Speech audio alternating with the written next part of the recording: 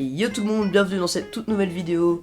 Donc aujourd'hui, on s'est dit qu'on allait vous raconter une petite histoire. C'est autour d'un mystère du FBI, donc une affaire non résolue. Donc on va en trouver ça assez intéressant, donc on espère que ça vous plaire aussi. Si c'est le cas, n'hésitez pas bien sûr à mettre en commentaire pour nous le dire. Et sur ce, bon visionnage.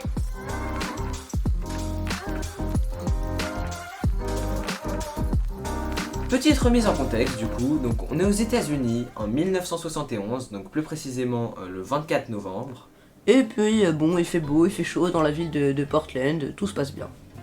Notre mystère commence à la porte d'embarquement du vol le plus court de la compagnie Northwest Orient Airlines qui va de Portland à Seattle. Pour vous dire, le vol n'était censé durer que 30 minutes. Donc à l'époque, comme vous le savez, dans les avions il n'y a pas beaucoup de contrôle d'identité. Il y a un mec qui arrive en costard et qui dit être un certain D.B. Cooper, donc Dan B.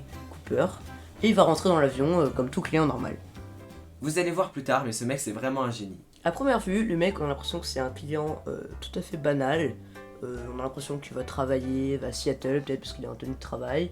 Et il attend le décollage, il va commander un verre de vin. Une fois que l'avion aura décollé, un peu après 15 h, il va appeler une hôtesse et lui donner une note. Donc au début, l'hôtesse, elle croit que le mec c'est un peu un relou et qu'il lui donne genre une note pour lui demander son numéro, un truc comme ça.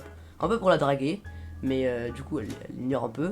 Mais après, le client va vraiment insister pour que l'hôtesse la lise, et maintenant on sait pourquoi. Du coup l'hôtesse, elle va s'empresser d'ouvrir l'enveloppe, elle va lire le message où il y a écrit « J'ai une bombe dans ma mallette, je m'en servirai si nécessaire, je veux que vous restiez à mes côtés, vous êtes désormais détourné. » Le mec il est vraiment déter et vu qu'il a un peu peur qu'on le prenne pas au sérieux, il va entrouvrir la mallette et laisser apercevoir un petit bout de la bombe à l'hôtesse.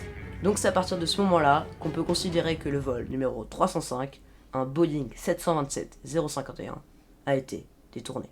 Donc l'hôtesse, elle a compris qu'il n'était pas là pour déconner, ce Dan B. Cooper, et elle a fait tout ce qu'il lui demandait. Donc le premier truc qu'il lui a demandé, c'est d'envoyer un petit mot au capitaine qui disait qu'il voulait 200 000 $ et 4 parachutes. Petite précision, et ça c'est très important, les 200 000 $, il les veut en billets de 20 $. Ça fait beaucoup là, non? Je sais pas si vous avez remarqué, mais depuis le début, il y a un mec qui a une bombe à l'intérieur d'un avion, et pourtant il n'y a aucune panique des clients normaux, tout simplement parce que eux, ils n'ont pas appris qu'ils étaient des otages jusqu'au soir en rentrant chez eux. Du coup, vous vous doutez bien qu'ils n'ont pas 10 000 billets de vin à bord, donc ils vont devoir atterrir à Seattle, où le pirate, il va échanger les 36 passagers contre l'argent et les parachutes. On pourrait croire que Dan a forcé l'équipage à se taire, à ne pas prévenir la tour de contrôle, mais pas du tout. Vraiment, toute la sécurité américaine est au courant, la CIA, le FBI, tout le monde est au courant, tout le monde essaie de trouver des solutions. Donc il a fait descendre les 36 passagers, mais il va quand même garder avec lui l'hôtesse, avec qui il a parlé, le pilote et le copilote en otage, pour avoir un rapport de force avec les autorités. Maintenant, sa préoccupation, ça va être de s'échapper. Parce que là, il faut qu'on vous le rappelle, c'est un criminel qui a volé 200 000 $ à l'État, avec toutes les forces de l'ordre qui sont autour de lui, tout l'État américain qui est au courant, donc on se demande quand même comment il va s'en sortir. Et du coup, lui, pour pouvoir s'échapper, il va demander à l'équipage de redécoller en direction de Mexico City. Donc sur ce, l'équipage lui dit c'est mort, si on fait ça, c'est une mission suicide, on n'a pas assez de fuel. Par contre, on peut t'emmener à Reno, donc ça c'est une ville qui est dans la même direction un peu que Mexico, mais qui est beaucoup moins loin, donc on peut t'emmener là-bas.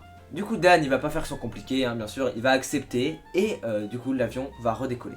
Mais alors Dan, on vous dit qu'il avait tout prévu, hein.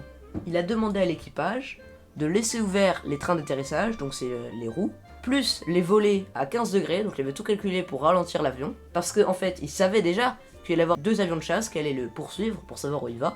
Sauf que les avions de chasse, eux, ils sont beaucoup plus rapides, du coup, ils vont avoir du mal à le suivre parce qu'ils vont être trop rapides.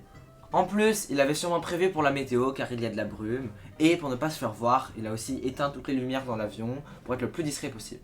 Il a demandé à l'équipage de s'enfermer dans la cabine, et à un moment, un peu après 8 h du soir, l'équipage ressent une petite secousse. C'est en fait Dan qui a sauté de l'avion après avoir ouvert l'escalier arrière gauche de l'appareil. Ensuite, du coup, on revient dans l'avion, les pilotes, ils étaient là tranquilles, ils ont atterri, et ils se sont rendus compte en atterrissant qu'il avait disparu.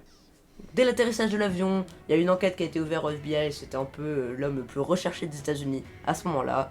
Et puis il y a des experts qui ont fait des calculs selon l'heure de la secousse pour savoir un peu où il avait atterri. Donc c'est assez compliqué de le retrouver parce qu'il peut être dans un grand rayon quand même. Mais bon, si toute l'armée américaine est après lui, on sait qu'il est quand même dans un certain rayon. Donc ils vont mener leurs recherches et on pense qu'il a atterri au sud-est donc de la ville d'Ariel, au bord du Lake Merwin, à 48 km au nord de Portland. Donc là, tout l'FBI est à ses trousses, mais au bout de 18 jours de recherche, aucune trace de l'homme ou de son parachute n'a jamais été retrouvée. Et on ne sait même pas si jamais il a survécu. Une des premières choses qu'a fait le FBI, c'est rechercher le vrai Dan B. Cooper, mais qui n'a jamais été considéré comme un suspect parce que c'était juste un vol d'identité ce qu'a fait le mystérieux homme. Et par contre, du coup, à cause d'une mauvaise communication avec les médias, les initiales DB, du coup, ça a été associé aux pirates de l'air. Donc on l'appelle maintenant DB Cooper. Comme dans toutes les enquêtes non résolues, il y a vraiment un mystère. Et c'est ici que le mystère commence vraiment. Car il avait réussi son coup, ça c'est sûr, mais comment le retrouver lorsqu'on ne connaît pas son identité? La police a demandé aux membres de l'équipage de dire tout ce qu'ils savaient sur lui et ils ont réussi à construire son portrait robot. C'était la seule chose qui pouvait les aider à le retrouver. Le FBI a interrogé des centaines de personnes pour trouver n'importe quelle piste qui pourrait mener au voleur. Et 5 ans après le piratage de l'avion, ils avaient plus de 800 suspects et les ont tous relâchés, sauf quelques-uns. À ce jour, les 3 suspects les plus probables sont Richard McCoy Jr., Duane Weber et John List. Du coup, on commence par John List. Donc John List, en 1971, c'était un tueur de masse, qui était considéré comme le premier suspect dans l'affaire DB Cooper. Affaire qui, comme par hasard, a eu lieu juste après qu'il eut tué sa famille. Il avait à peu près le même âge, les mêmes traits de visage et la corpulence de ceux du mystérieux pirate de l'air. On rappelle que Cooper sauta de l'avion avec $200,000, la même somme que le total des dettes de List. Coïncidence? Je ne crois pas. De sa prison, List a énergétiquement nié être Cooper, et le FBI ne le considère plus comme un suspect. Honnêtement, je pense que c'est pas le suspect qui a le plus de chances d'être le vrai pirate de l'air, mais il y a quand même beaucoup de chances que ce soit lui. Après le vol de DB Cooper, les gens se sont rendus compte qu'il avait trouvé une faille dans la sécurité des Boeing. Du coup, il y a 2 autres personnes qui ont réalisé le même vol assez similaire. Et on va s'intéresser à un d'entre eux, Richard McCoy Jr. Ces techniques étaient très similaires à celles de DB Cooper. Et lui, son vol, c'était le 7 avril 1972, 4 mois après celui de DB Cooper. Donc l'avion c'était aussi un Boeing 727 avec un escalier arrière, du même type que celui utilisé dans l'affaire Cooper. Il a aussi utilisé pour s'échapper et il a donné des instructions similaires à celles de Cooper. Mais d'abord, parlons un peu de McCoy. Donc McCoy, il est marié, il avait 2 jeunes enfants, et il était professeur de catéchisme mormon, étudiant de droit à l'université Brigham Young. Il était aussi un vétéran de la guerre du Vietnam, ancien béret vert, pilote d'hélicoptère et parachutiste. Donc le mec, vraiment, ça semble être un américain parfait. Vraiment, il est bien religieux, il a été dans l'armée, il fait des études, il a une famille, il a une femme, des enfants. Donc on se demande comment est-ce que ça peut tourner mal. Et 2 jours après le détournement, il a été arrêté après une correspondance positive d'empreintes digitales et d'écriture manuscrite. Quelque chose de très bizarre, c'est que McCoy faisait partie des équipes de la garde nationale américaine. Donc c'est une équipe qui était impliquée dans la recherche du pirate de l'air, donc on se souvient, c'est Cooper. Et comme par hasard, les agents du FBI, qu'est-ce qu'ils trouvent dans sa maison? Un petit sac avec $500,000 en espèces, comme ça. McCoy, il a bien sûr dit qu'il était innocent, mais il a été condamné coupable et a pris 45 ans de prison, comme ça, net. Une fois incarcéré, il a profité du fait qu'il avait accès au cabinet détentaire de la prison, et ce mec, il s'est jamais arrêté. Qu'est-ce qu'il a fait? Il s'est évadé. Mais alors, comment est-ce qu'il a fait en sachant qu'il était dans une prison, super sécurisée, il avait juste le droit à un dentiste? Donc là, on vous laisse 2 minutes pour réfléchir, trouver une solution pour vous échapper. Bon, bien sûr, on va pas vous laisser attendre pendant 2 minutes, mais ce qu'il a fait, le mec, il a utilisé de la pâte dentaire, il a fabriqué un faux pistolet, il a fait peur à tous les gardes, il s'enfuit comme ça, tranquille, pépère. Puis il a volé un camion de poubelle et il en a profité pour défoncer l'entrée principale de la prison. C'est vraiment n'importe quoi ce qu'il a fait, ce mec est trop fort. Et moi j'aimerais trop que ce soit lui Cooper, comme ça après s'être échappé, il a fait un nouvel événement de prison. Moi je trouve que si c'est le même, ce serait vraiment incroyable. En revanche, 3 mois plus tard, le FBI arrive à le localiser une 2e fois en Virginie.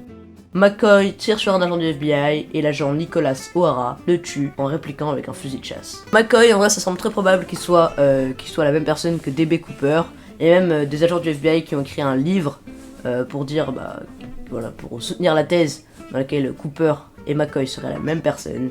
Et l'auteur soutient que McCoy n'a jamais admis ni nié être Cooper. Lorsqu'on lui demandait s'il était Cooper, il aurait répondu « Je ne veux pas en parler avec vous ». À Skip, l'agent qui l'a tué aurait dit « Lorsque j'ai tué Richard McCoy, j'ai tué DB Cooper au même moment. » Moi je suis du même avis que le mec qui l'a tué, parce que je pense qu'en vrai c'est très probable. Comme par hasard aussi, un mec qui devait, qui a utilisé la même technique, qui était assez intelligent pour s'échapper de prison après, qui comme par hasard avait un peu les mêmes similitudes, donc pareil aux États-Unis, etc., dans les mêmes états. Donc en vrai c'est assez probable que les deux soient la même personne. Mais encore une fois, on n'en est pas sûr et probablement qu'on saura jamais. Parce qu'il faut savoir, c'est que le FBI, en 2016, ils ont complètement fermé l'enquête parce qu'ils disaient qu'il n'y avait aucune chance de résoudre le mystère. Et l'enquête a été fermée après 44 ans. Vous vous rendez compte, c'est énorme, de recherche intense. Mais attendez, c'est pas fini, car il nous reste un dernier suspect qui lui aussi a beaucoup de chance d'être la même personne que DB Cooper. Donc lui, il s'appelle Dwayne Weber et personne n'en parle pendant 30 ans, donc personne ne croit que ça pourrait être un suspect possible, sauf jusqu'en juillet 2000 où il y a eu un article qui a été publié, qui a été écrit par une veuve de la ville de Pace en Floride. Dans cet article, sa femme, Jo Weber, aurait proclamé que son défunt mari aurait dit « Je suis Dan Cooper ». Je suis Dan B. Cooper. Juste avant sa mort, en 1995. Donc elle y croit pas tout de suite exactement, donc elle devient suspicieuse et elle commence à faire des recherches un peu sur le passé de son mari. Du coup, ce mari, il a servi dans l'armée américaine durant la Seconde Guerre mondiale et plus tard dans une prison près de l'aéroport de Portland. Ouais, vous voyez, près de l'aéroport de Portland. Ah, prison. vous voyez, on va y revenir. Il y a tout qui est lié un peu là. Elle se rappelle aussi que son mari, une fois, il avait fait un cauchemar où il parlait dans son sommeil d'un saut à parachute qui s'était mal passé, où il avait laissé ses empreintes sur l'escalier arrière. Donc là, comme par hasard, c'est vraiment la description, vraiment ça pourrait être un cauchemar que ferait DB Cooper, parce que ça se trouve il dit mince j'aurais pas dû toucher l'escalier arrière, ils vont me retrouver. Mais... Après, moi j'aurais très bien pu inventer que ma mère avait dit je suis DB Cooper et qu'elle avait fait ça, donc on n'a pas vraiment une preuve, mais juste un article d'une femme qui nous dit ça, mais c'est encore un suspect très probable. Et encore, c'est pas fini, parce que après ça, elle a trouvé un vieux billet d'avion dans ses papiers au nom de la compagnie Northwest Airlines qui indiquait SEATAC. Indicatif de l'aéroport Seattle-Tacoma. Elle s'est aussi rappelé que juste avant sa mort, Dwayne lui avait révélé que sa blessure au genou lui était arrivée en sautant d'un avion. Comme par hasard, encore une preuve. Et ça continue, car Weber se rappela aussi des vacances en 1979 que le couple avait pris vers Seattle, en voyage sentimental, d'après ce que lui dit Dwayne, avec une promenade vers le fleuve Columbia. Et là, on arrête ici l'histoire parce qu'il faut qu'on précise quelque chose. Le 13 février 1980, 5800 $ en coupure de 20 $ furent retrouvés par une famille qui pique-niquait à 8 km au nord-ouest de Vancouver, Washington, sur les rives du fleuve Columbia. On a su que les coupures provenaient de la rançon remise à Cooper parce que les numéros de la série des billets correspondaient à ceux enregistrés par les autorités dans le but de traquer et de l'appréhender dans l'éventualité où il aurait cherché à les dépenser ou les déposer. Donc voilà, après cette courte pause, on peut revenir aux vacances de 1979 parce que devinez quoi, le voyage sentimental vers Seattle, il y avait une promenade vers le fleuve Columbia, le même fleuve où on a retrouvé 5800 $. Elle se rappela. Tout est lié. Et donc elle se rappela aussi comment, bizarrement, Dwayne marcha tout seul vers la rive du fleuve, seulement 4 mois avant qu'une partie de l'argent comptant de Cooper soit retrouvé dans le même secteur. Donc ça pourrait être un moment où il va tout seul vers le fleuve, il pose un petit sac, le sac dérive, il se retrouve plus tard vers Vancouver, enfin vraiment, là il y a de plus en plus de preuves qui accablent Dwayne Weber d'être la même personne que DB Cooper. Il nous manque une preuve concrète pour vraiment l'arrêter. Pour finir, une des plus convaincantes pièces à conviction que Weber produisit était le fait qu'elle avait trouvé un livre sur l'affaire Cooper à la bibliothèque locale, sur lequel elle trouva des annotations à l'intérieur correspondant à l'écriture manuscrite de son mari. Elle commença à correspondre avec l'agent du FBI, Ralph Himmelbach, l'enquêteur en chef sur l'affaire Cooper. Himmelbach a reconnu que Weber était l'un des meilleurs suspects sur lesquels il a enquêté. En vrai, je pense que c'est le plus probable des trois. Bref, Donc, voilà. Vrai, On vous a N'hésitez cité. pas à nous dire dans les commentaires qui vous pensez que c'est. Donc voilà, entre les trois. Donc en gros, c'est le mec qui a refait le même coup 4 mois plus tard, le mec qui a avoué à sa femme juste avant de mourir, et le fou malade qui tue sa famille et qui a 200 000 € de dette. Donc n'hésitez pas à nous dire dans les commentaires, du coup, comme vous, Art vous l'a dit, lequel vous pensez que c'est, et aussi à nous dire si cette vidéo vous a plu. Parce qu'en vrai, nous, on a kiffé l'affaire, c'est vraiment une histoire incroyable. Et d'ailleurs, juste, vu que l'enquête est terminée, mais si ça se trouve, avec tout ce qu'on vous a dit, vous allez retrouver une preuve irréfutable et vous allez pouvoir relancer l'enquête au FBI et devenir enquêteur professionnel et faire arrêter le meilleur suspect. Donc vraiment, activez vos cerveaux. Et c'est parti, l'enquête commence. Bref, voilà, c'est la fin de cette vidéo. On espère qu'elle vous a plu. Si c'est le cas, n'hésitez pas à liker, à vous abonner et à activer la cloche. Et sur ce, ciao ciao.